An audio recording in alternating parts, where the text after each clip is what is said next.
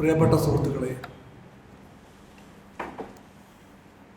അച്യുതമേനോൻ ഫൗണ്ടേഷൻ്റെ ഈ സംരംഭം ഈ വേദി തെളിയിക്കും പോലെ ഒരു ഹാർട്ട് ടു ഹാർട്ട് ഡയലോഗ് നിർദ്ദേശിക്കുന്നു. ഒരുപാട് ഫോർമാലിറ്റി, അതിൻ്റെ ഭാഗമായ പാരഫർമേലിയ അതെല്ലാം ഒഴിവാക്കണമെന്നാണ് ഞങ്ങൾ ആഗ്രഹിച്ചത്.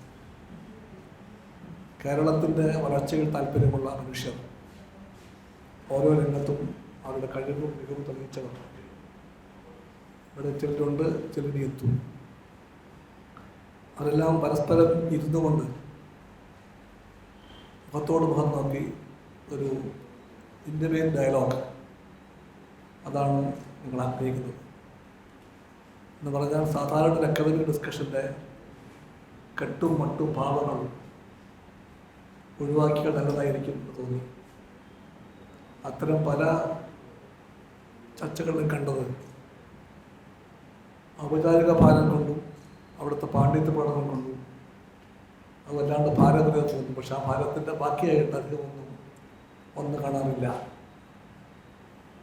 ആഗ്രഹം എന്താണെന്ന് വെച്ചാൽ ഈ റൗണ്ട് ടേബിൾ ചർച്ച കഴിയുമ്പോൾ കേരളത്തിൻ്റെ വികസനത്തിൻ്റെ അടുത്ത ഘട്ടത്തെപ്പറ്റി ഒരു സാമാന്യമായ ധാരണ സ്വാംശീകരിക്കാനും നമുക്കെല്ലാം കൂട്ടായി സാധിക്കണമെന്ന് എല്ലാവർക്കും അറിവുള്ളതുപോലെ അച്യുതമേനോൻ ഫൗണ്ടേഷൻ അച്യുതമേനോൻ്റെ ലിഗസി അഭിമാനപൂർവ്വം ഉയർത്തിപ്പിടിക്കാൻ പ്രതിജ്ഞാബദ്ധമാണ്. ആ ലിഗസിയിൽ ഏറ്റവും പ്രധാനപ്പെട്ട ഘടകം ഹ്യൂമാനിറ്റിയെ പറ്റിയുള്ള കൺസിഡറേഷനാണ്. മാനവികതയെ പറ്റിയുള്ള അദ്ദേഹത്തിൻ്റെ അല്ലെങ്കിൽ അദ്ദേഹത്തിൻ്റെ ആശയങ്ങളുടെ ഒരു കമ്മിറ്റ്മെൻറ്റുണ്ട്. അതാണ് പ്രധാനപ്പെട്ട ഒന്നായി ഈ ഫൗണ്ടേഷൻ എന്ന് ഉയർത്തിപ്പിടിക്കാൻ ശ്രമിക്കുന്നത്. അതിൻ്റെ ഭാഗമായ രാഷ്ട്രീയമുണ്ട്. ആ രാഷ്ട്രീയം ഈ ഫൗണ്ടേഷൻ ഒഴിവാക്കാവുന്ന ഒന്നല്ല. അത് ഇടതുപക്ഷ രാഷ്ട്രീയത്തിൻ്റെ ശക്തിയും പ്രകാശവും തന്നെയാണ് കേരളത്തിൻ്റെ ഭാവിയുടെ വളർച്ചയിൽ മുഖ്യമായ പങ്ക് വഹിക്കാൻ കഴിയുന്ന കാഴ്ചപ്പാടെന്ന ബോധ്യമാണ്. അത് ഈ ഫൗണ്ടേഷൻ അതിൻ്റെ ഒരു പ്രവർത്തനത്തിലും മൂടി വയ്ക്കുകയില്ല. പക്ഷേ ചർച്ചാവേദികളിലെല്ലാം പരമാവധി ആശയങ്ങളെ പ്രതിഫലിപ്പിക്കാനും വ്യത്യസ്ത വീക്ഷണങ്ങളെ പ്രതിനിധീകരിക്കുന്ന സുഹൃത്തുക്കളെ പങ്കെടുപ്പിക്കാനും ശ്രമിച്ചിട്ടുണ്ട് ഫൗണ്ടേഷൻ. ഇത് പക്ഷേ അങ്ങനെയൊരു സംവാദവേദിയല്ല,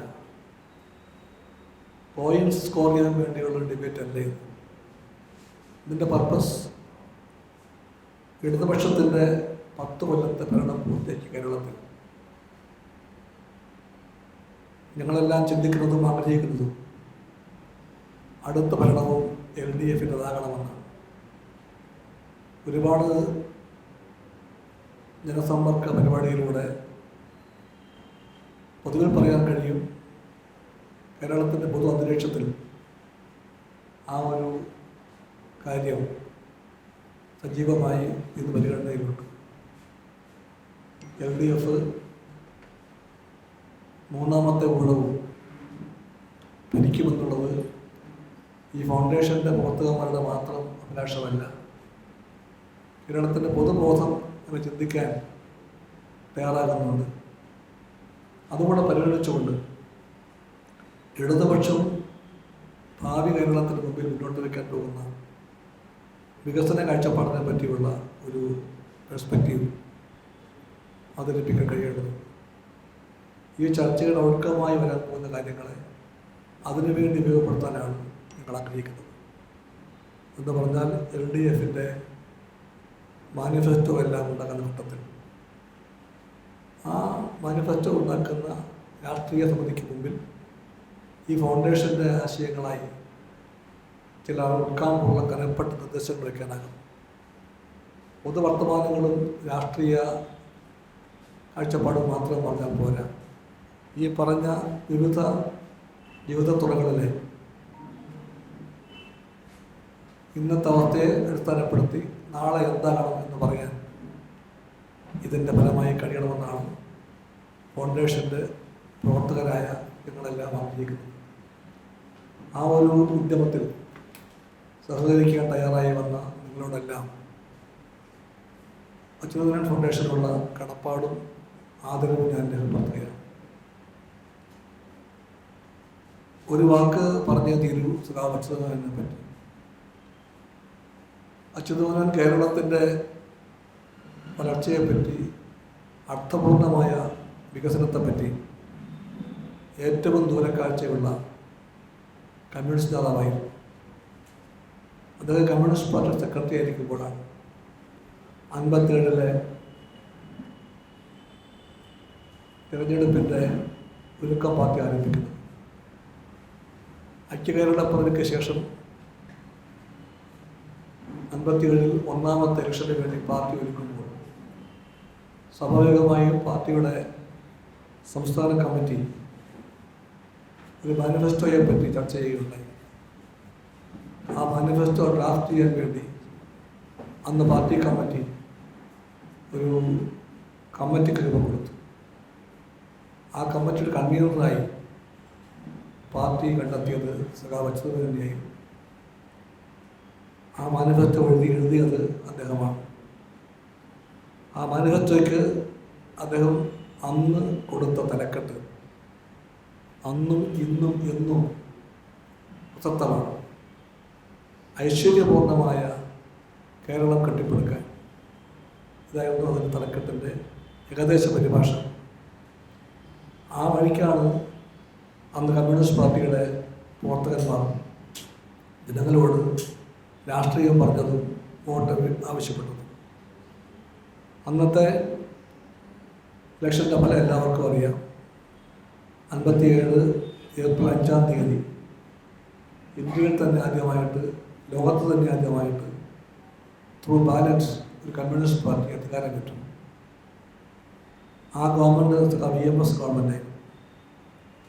അന്നത്തെ ഗവൺമെൻറ്റിൻ്റെ മുഖ്യമന്ത്രി ഏപ്രിൽ 5-ാം തീയതി തന്നെ ആകാശവാണിയിലൂടെ ഒരു പ്രക്ഷേപണം ചെയ്തു നമ്മുടെ ജനങ്ങളോട്. ഇന്ന് TV ഇല്ലല്ലോ. ആ പ്രക്ഷേപണത്തിൽ പുതിയ മുഖ്യമന്ത്രി പറഞ്ഞത്, ഞങ്ങൾ വന്നിരിക്കുന്നത് സോഷ്യലിസവും കമ്മ്യൂണിസവും സ്ഥാപിക്കാൻ വേണ്ടിയല്ല എന്ന്. ആ മുദ്രാവാക്യം ഇപ്പോൾ പ്രാവർത്തികമാക്കുക എന്ന് പറഞ്ഞാൽ അത് യാഥാർത്ഥ്യബോധമുള്ള കാഴ്ചപ്പാടല്ല. അതുകൊണ്ട് അതല്ല ഞങ്ങളുടെ ലക്ഷ്യം. ഞങ്ങൾ വന്നത് സ്വാതന്ത്ര്യ പ്രസ്ഥാനം മുന്നോട്ട് വെച്ച ലക്ഷ്യങ്ങൾ, ആ ലക്ഷ്യങ്ങൾ പൂർത്തീകരിക്കാൻ വേണ്ടിയാണ്. എന്ന് പറഞ്ഞാൽ ഭൂമിയുടെ, പാർപ്പിടത്തിൻ്റെ, വിദ്യാഭ്യാസത്തിൻ്റെ, ഭക്ഷണത്തിൻ്റെ തുടങ്ങിയ അവകാശങ്ങൾ ഇതെല്ലാമാണ് സ്വരാജ് എന്ന കൺസെപ്റ്റിലൂടെ മഹാത്മാഗാന്ധിയും പണ്ട് പറഞ്ഞു പോകുന്നത്. ആ കൺസെപ്റ്റ് പക്ഷേ കോൺഗ്രസ് സർക്കാർ സ്വതന്ത്രം കൈവന്നപ്പോൾ മറന്നുപോയി.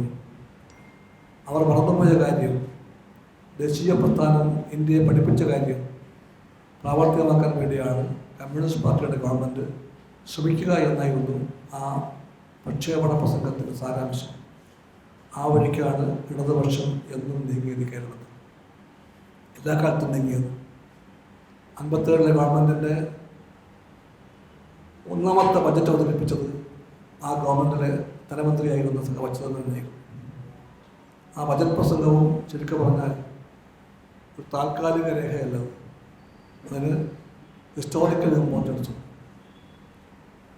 തീർച്ചയായിട്ടും അതൊരു ക്ഷേത്രരേഖയിൽ അവിടെ മുതൽ ഇങ്ങോട്ടുള്ള കേരളത്തിൻ്റെ വളർച്ചയിൽ ഇടതുപക്ഷം വഹിച്ച പങ്കിനെ പറ്റി അഭിമാനമുണ്ട് ഈ ഫൗണ്ടേഷൻ.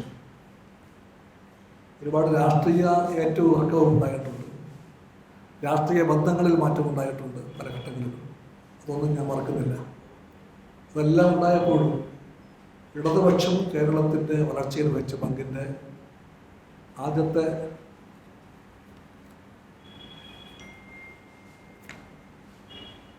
ആദ്യത്തെ ഈ തുടക്കത്തിൻ്റെ തുടർച്ചയായിരുന്ന ബാക്കിയല്ല. ഇതുവരെയുള്ള ഇടതുപക്ഷ ഭരണങ്ങളെല്ലാം ആ വഴിക്കാണ് നീങ്ങിയത്. 57 ഗവൺമെൻറ്റിനെ പറ്റി പറഞ്ഞതുപോലെ തന്നെ 67 ഗവൺമെൻറ് VMS ആയിരുന്നു മുഖ്യമന്ത്രി. പല കാരണത്താൽ ആ ഗവൺമെൻറ് ഒരു 2 കൊല്ലം കഴിഞ്ഞപ്പോഴത്തേക്കും മാറേണ്ടി വന്നു. അന്നത്തെ രാഷ്ട്രീയ സംവാദങ്ങളിലേക്ക് ഞാൻ തീർത്തും പോകുന്നില്ല. ആ തെറ്റ് ശരിയും കാലം പറയട്ടെ.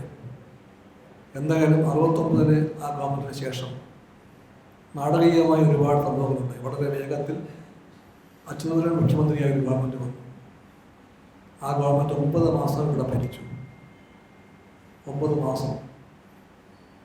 1970 ജനുവരി മാസം 1-ാം തീയതി കേരള വികസനത്തിൻ്റെ ചരിത്രത്തിലെ ഏറ്റവും മഹത്തായ നാഴികക്കല്ലാണെന്ന് ഈ ഫൗണ്ടേഷൻ പ്രവർത്തകന്മാർ മാത്രമല്ല യാഥാർത്ഥ്യബോധമുള്ള എല്ലാവരും എന്നും പറയും. അന്നാണ് ഇന്ത്യയിൽ ആദ്യമായി ജന്മത്വത്തിൻ്റെ തായ്വേരർത്ത് മാറ്റിക്കൊണ്ടൊരു ഗവൺമെൻറ് ഭൂമണ്ഡലങ്ങളിലെ മാറ്റം വരുത്തിയത്. ശരിക്കും പറഞ്ഞാൽ കേരളത്തിലെ വികസനത്തിൻ്റെ ഏറ്റവും വലിയ വഴിത്തിരിവ് ആ നിയമമായിരുന്നു, ഭൂപരിഷ്കരണ നിയമം. ലോകത്തെവിടെയും എല്ലാ വിപ്ലവത്തിൻ്റെയും എല്ലാ മാറ്റത്തിൻ്റെയും എല്ലാ വികസനത്തിൻ്റെയും അടിയിൽ എല്ലാവർക്കും അറിയാം ഈ ബന്ധങ്ങളുണ്ട്, ഭൂബന്ധങ്ങളുണ്ട്. ആ ഭൂബന്ധങ്ങളിൽ കമ്മ്യൂണിസ്റ്റ് പാർട്ടി നടത്തിയ എത്രയോ പോരാട്ടങ്ങൾ ഒന്നും ഓർക്കാൻ പറ്റില്ല. കയ്യൂരും കരുവള്ളൂരും പുന്നപ്രയും വയലാറും അടക്കം എല്ലാ പോരാട്ടങ്ങളിലും ഭൂമി വിഷയമായിരുന്നു. ആ ഭൂബന്ധങ്ങളിലെ ഫ്യൂഡൽ കെട്ടുപാടെല്ലാം മുറിച്ച് മാറ്റിക്കൊണ്ട് ഭൂമിയുടെ എല്ലാത്തരം ക്രയവിക്രയങ്ങളിലും ബന്ധങ്ങളിലും ഒരു മാറ്റം വരുത്തിയ വിപ്ലവകരമായ നിയമത്തിൻ്റെ ശില്പിയാണ് ആ ഗവൺമെൻറ് എന്ന് അഭിമാനപൂർവ്വം എന്നും കേരളം ഓർക്കും. 70-ലും 71-ലും എല്ലാം ഉണ്ടായിട്ടുള്ള ഒരുപാട് മുന്നേറ്റമുണ്ട് കേരളത്തിൽ. നമ്മളെപ്പോഴും പറയുന്ന, ലോകം പലവട്ടം പറഞ്ഞ the Kerala model of development, അതിനകത്ത് ഒരു വലിയ സംഭാവന ചെയ്തത് ആ ഗവൺമെൻറ്റുകളാണ്. ഇതെല്ലാം ഈ ഫൗണ്ടേഷൻ ഉറപ്പിച്ച് പറയും ഒരു കണ്ടിന്യൂവിറ്റിയാണ്, 57-ൻ്റെ തുടർച്ചയാണ് ഇതെല്ലാം. ആ കണ്ടിന്യൂറ്റിയിൽ അച്യുതാനന്ദൻ ഗവൺമെൻറ്റുകളും വെച്ച പങ്കിനെ പറ്റിയുള്ള അഭിമാനബോധം വളരെ വലുതാണ് ഞങ്ങൾക്ക്. അതിനുശേഷം ഉണ്ടായിട്ടുള്ളതെല്ലാം നമുക്കറിയാം. ഒരുപാട് മുന്നേറ്റങ്ങളായിരുന്നു. ആ മുന്നേറ്റം നാനാരംഗത്തുണ്ടായിട്ടുണ്ട്.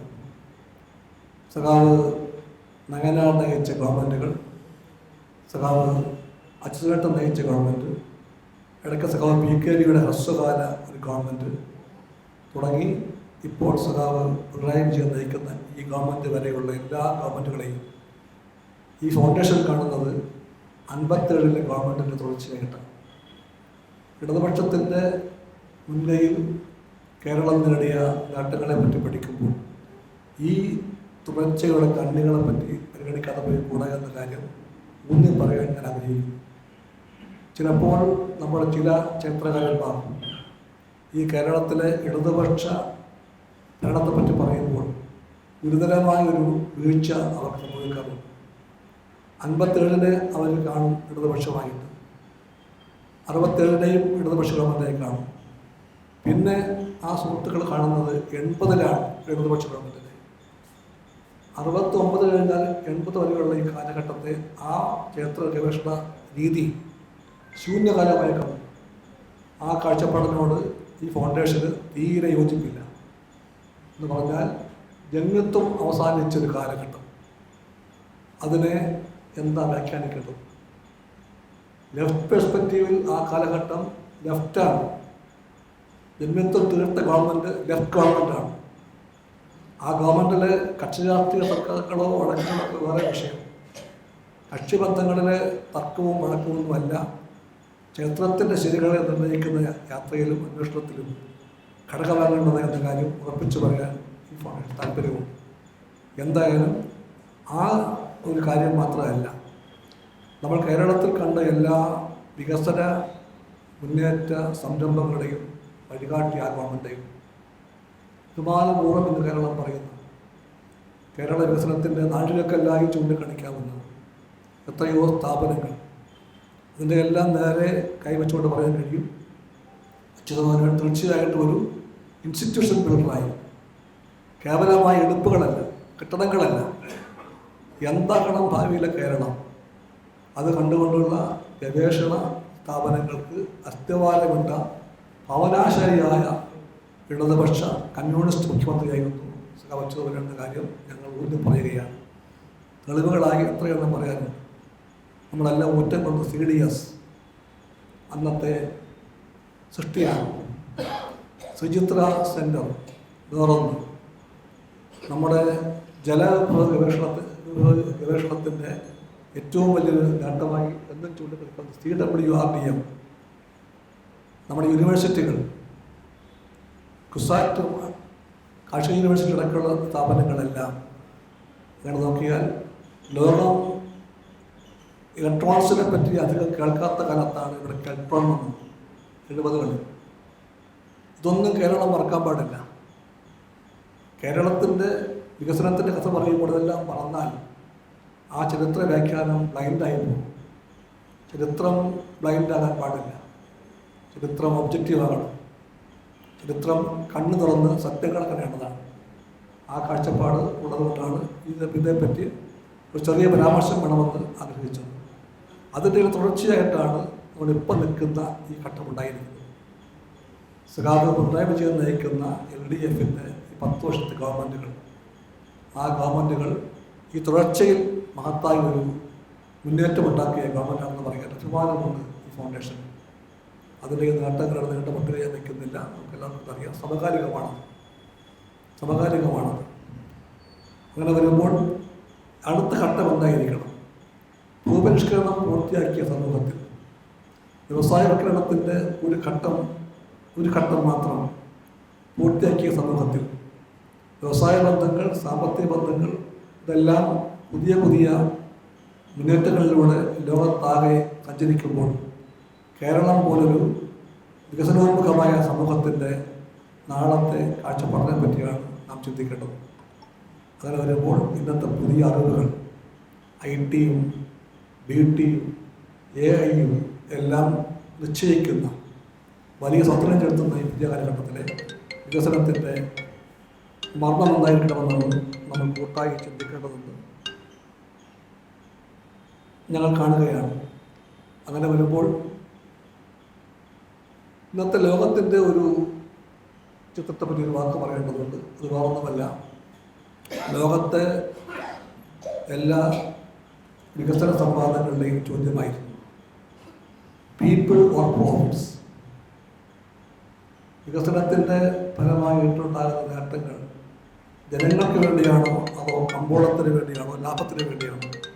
ഇതായിരുന്ന വിഷയം. ആ വിഷയത്തിൽ ഇടതുപക്ഷത്തിൻ്റെ നിലപാട് എല്ലാ കാലത്തും വ്യക്തമാണ്. We stand for the people, we stand by the people. ജനങ്ങൾക്ക് വേണ്ടിയാണ് വികസനം, അവർക്കാണ് ഒന്നാം സ്ഥാനം കൊടുക്കേണ്ടത്. ആ നിലപാടാണ് എല്ലായിടത്തും ലോകത്ത് മുഴുവനും വലതുപക്ഷത്തിൽ നിന്നും വ്യത്യസ്തമാക്കുന്നത്. ആ വ്യത്യാസം കേരളത്തിന് ബാധകമാണ്. അത് ജനങ്ങളെ മറക്കുന്ന, ജനങ്ങളിലെ സാധാരണക്കാരെ മറക്കുന്ന ഒരു വികസന കാഴ്ചപ്പാടല്ല ലെഫ്റ്റ് ഇന്ത്യ തന്നത് ഈ പറഞ്ഞ എല്ലാ ഗവൺമെൻറ്റുകളും തെളിയിച്ചിട്ടുണ്ട്. അതുകൊണ്ടാണ് ഇവിടെ ഈ ഗവൺമെൻറ് 10 കൊല്ലം പൂർത്തിയാക്കുമ്പോൾ എക്സ്ട്രീം പോവർട്ടി എന്ന അവസ്ഥ, അതിദാരിദ്ര്യം ഇല്ലാതായത്. അടുത്ത ഘട്ടമായിട്ട് ഈ ഗവൺമെൻറ് അത് പ്രഖ്യാപിച്ചു കഴിഞ്ഞിട്ടുണ്ട്, ദാരിദ്ര്യം ഇല്ലാതാകണം. അതൊരു നിലപാടാണ്. വെറും മനുഷ്യസ്നേഹ പ്രഖ്യാപനമല്ല, അതൊരു പൊളിറ്റിക്കൽ സ്റ്റാൻഡാണ്. ആ സ്റ്റാൻഡുണ്ട് LDF. അതുപോലെ പെൻഷൻ്റെ ആരംഭകാലം മുതലേ ചർച്ച ഉണ്ടായിട്ടുണ്ട്. പെൻഷൻ പ്രൊഡക്റ്റീവാണ്. ഒരു ഫോർവേഡ് ലുക്കിംഗ് ഗവൺമെൻറ്റിന് സ്വീകരിക്കാവുന്ന മാർഗമാണോ പെൻഷൻ എന്ന് ചോദിച്ചാൽ എക്കണോമിസ്റ്റുകളുണ്ട്, നേതാക്കന്മാരും ഉണ്ടായിട്ടുണ്ട്. പക്ഷേ അതിനകത്ത് സോഷ്യൽ ജസ്റ്റിസിൻ്റെ കാഴ്ചപ്പാടിൽ നിന്നുകൊണ്ട് പെൻഷൻ നടപ്പിലാക്കാൻ ശ്രമിച്ചിട്ടുള്ള ഗവൺമെൻറ്റാണ് ഇവിടുത്തെ എല്ലാ ലെഫ്റ്റ് ഗവൺമെൻറ്റുകളും. ഈ ഗവൺമെൻറ് ആകട്ടെ 62 ലക്ഷം പേർക്കാണ് പെൻഷൻ്റെ ആ ഒരു നെറ്റ്വർക്കിലെ സുരക്ഷിതത്വം കൊടുത്തത്. 62 lakhs തുടങ്ങിയ എല്ലാ രംഗത്തും ഈ ഗവൺമെൻറ് അച്യുതാനന്ദൻ ഗവൺമെൻറ്റാണ് 10ാം തരം വരെയുള്ള വിദ്യാഭ്യാസം സൗജന്യമാക്കിയത്. ഈ ഗവൺമെൻറ് ഇപ്പോൾ ബിരുദം വരെയുള്ള പഠനം സൗജന്യമാക്കിയിരിക്കുന്നു. ഇപ്പോഴെല്ലാം ചോദ്യങ്ങൾ വരാം, ഇത് പ്രൊഡക്റ്റീവ് ആണോ എന്ന് ചോദിച്ചാൽ ഇത് പ്രൊഡക്റ്റീവാണ്. ഇതുപോലെ ഉണ്ടാകുന്ന മനുഷ്യ വിഭവശേഷിയെ പറ്റിയുള്ള കണക്കെടുക്കുമ്പോൾ this is productive and this is politically judgeful. ആ ന്യായത്തിൻ്റെയും നീതിയുടെയും പക്ഷത്തിൻ്റെ പേരാണ് ലെഫ്റ്റ് എന്ന് ഈ ഫൗണ്ടേഷൻ വിശ്വസിക്കുന്നത്.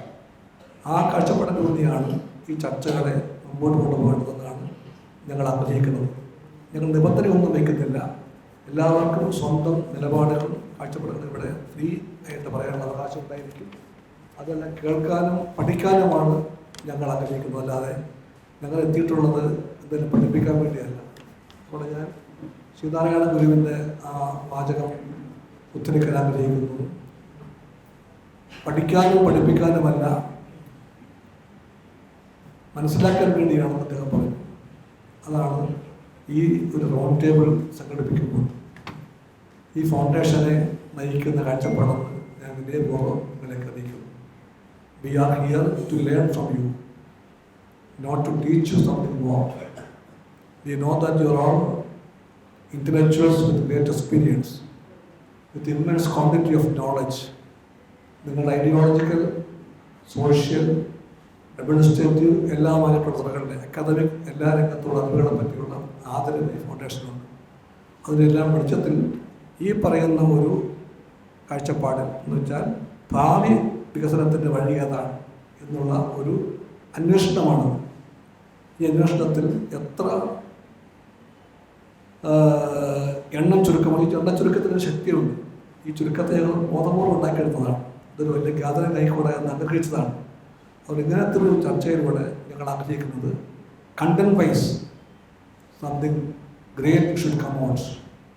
ആ ഒരു പ്രതീക്ഷ പങ്കുവെച്ചുകൊണ്ട് അതിനുവേണ്ടി നിങ്ങളുടെ എല്ലാം സഹകരണം അഭ്യർത്ഥിച്ചുകൊണ്ട് ഞാൻ എൻ്റെ ഒരു ആമുഖ അവതരണം അവസാനിപ്പിക്കുന്നു. നമസ്കാരം.